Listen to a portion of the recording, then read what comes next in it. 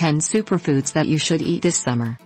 Summer is upon us now, so my thoughts have turned to the healthiest and most scrumptious superfoods that we all should be enjoying during the hottest months of the year. Here are 10 superfoods that you should eat this summer. 1. Basil. This fragrant herb can add a little something to any summer dish, but it's not often recognized for its amazing nutritional value. If you have a garden full of basil, savor it for more than its flavor. Basil has antioxidant properties and provides almost 25% of the vitamin K a woman needs in a day, says Marissa Moore, RDN, a dietitian in Atlanta, Georgia.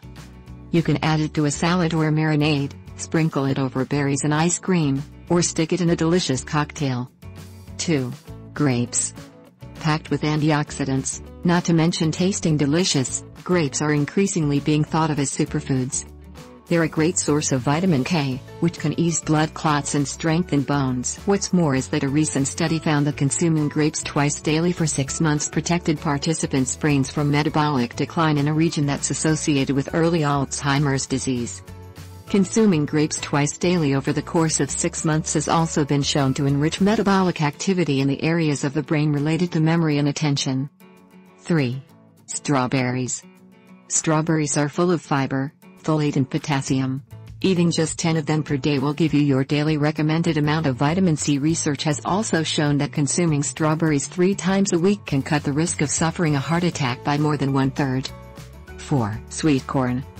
Although people tend to focus on arguing whether sweet corn is a vegetable or a grain more than anything else, it also happens to be pretty amazing for human health. It contains protein and fiber, as well as magnesium and vitamin B6. 5. Avocado. Delicious avocados are chock full of healthy fats, which help the body to absorb vitamins such as E and A, and they also happen to have high fiber content to keep you feeling fuller for longer. Try adding avocado to a salad or salsa, use it instead of mayonnaise in a sandwich, or just drizzle with lemon juice and enjoy. 6. Peaches. You get a healthy dose of antioxidants, vitamins A and C and potassium every time you bite into a juicy peach. Potassium is important for regulating blood pressure and is also believed to help muscle recovery after a workout. 7. Chili peppers. Summer is definitely the season for salsa lovers, and if you're one, you'll be able to reap the benefits that chili peppers have to offer. Capsaicin, which makes chili peppers hot to eat, is also excellent for curbing appetite and boosting metabolism. Chili peppers are also believed to help people consume less sodium. Try them in salads, sauces, or with scrambled eggs. 8. Cherries. Cherries are synonymous with summer, but they're also packed with antioxidants that protect the heart and prevent arthritic pain. The redder the cherry, the more nutritious it is. The pigment in their skin is what actually gives them their ability to help fight disease. 9. Watermelon. Another signature summer fruit is the delicious watermelon, which is a good source of immune-boosting vitamin C and a powerful antioxidant named lycopene.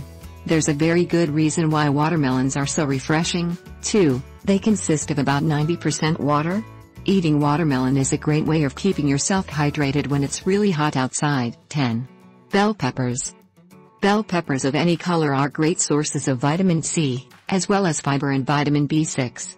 Red bell peppers in particular also contain beta-carotene, lycopene and twice the amount of vitamin C that you'd get from eating an orange. Higher ed meat consumption linked to diverticulitis. In addition to looking after your heart, you now have all the more reason to cut down on your consumption of red meat. A 26-year-long study has just been concluded, definitively linking increased red meat consumption to a bowel condition called diverticulitis.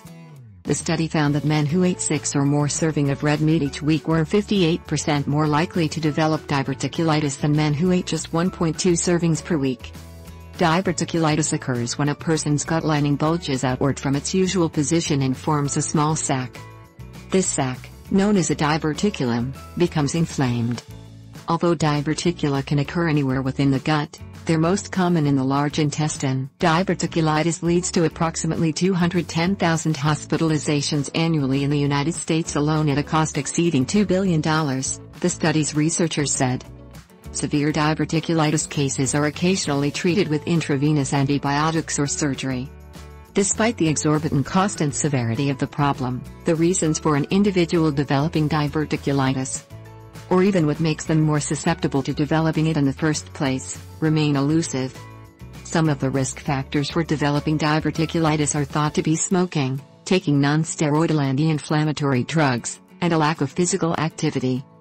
With regard to dietary factors, not eating enough fiber seems to play a role in the development of diverticulitis. However, not much else is known about how other dietary factors contribute. The study analyzed data collected from 46,000 men. Every 2 years, they were asked to fill out a questionnaire about their complete medical history and any illnesses they may have had. Every 4 years, they completed a questionnaire to give researchers a sense of their diets. At the beginning of the study, none of the men under analysis were found to be suffering from diverticulitis. Inflammatory bowel disease or gastrointestinal cancer, however. Some 764 of the participants had developed diverticulitis by the end of the 26-year follow-up period.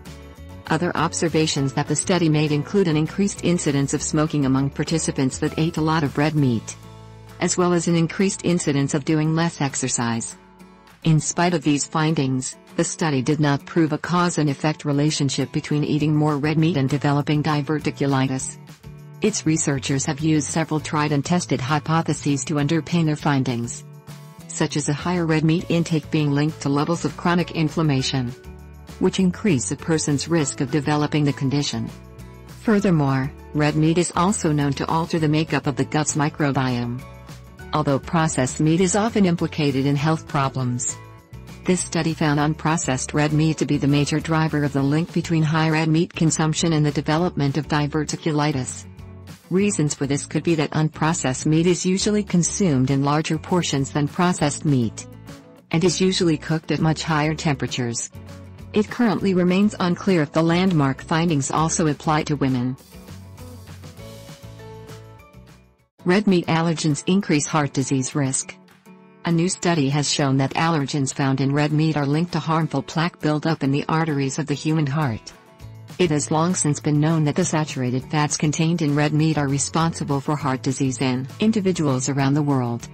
But the new study marks the first time that red meat allergens can actually increase the risk of contracting it.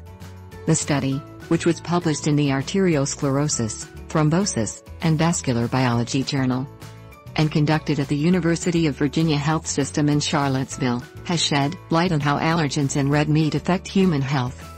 Lead researcher, Colleen McNamara, said, "This novel finding from a small group of subjects from Virginia raises the intriguing possibility that allergy to red meat may be an under-recognized factor in heart disease." These preliminary findings underscore the need for further clinical studies in larger populations from diverse geographic regions and additional laboratory work. Some 1% of all people are believed to be allergic to red meat, and as many as 20% of all people are believed to be allergic to red meat without exhibiting any symptoms of an allergy. Many studies into food allergies have been conducted in the past, with all of them relating the cause of food allergies to a lethal allergic reaction called anaphylaxis. The latter is responsible for the constriction of the airways, which in turn causes blood pressure to drop dangerously low. Another allergen-related study published in 2017 revealed that the allergy occurs due to the presence of alpha-gal3, which is also known as 3-galactose or galactose alpha-1. It's a sugar molecule that's most commonly found in pork, beef, lamb and other types of red meat. A rather alarming finding from the research is that allergies caused due to the consumption of red meat usually flare up some 3 to 6 hours after eating, which could mean that you might not immediately realize the effects of the allergy, hence taking longer than you should seek treatment. More studies are needed to substantiate these initial findings. However, they have already provided incentive for developing a new approach to preventing and treating heart disease in the subgroup of people who are sensitized to red meat. The research makes it clear that the consumption of red meat can be considered as a fundamental factor for the dietary risk of cardiometabolic diseases. The conditions can also be affected by the extent of the meat processing, the preservation period and the types of preservation needed.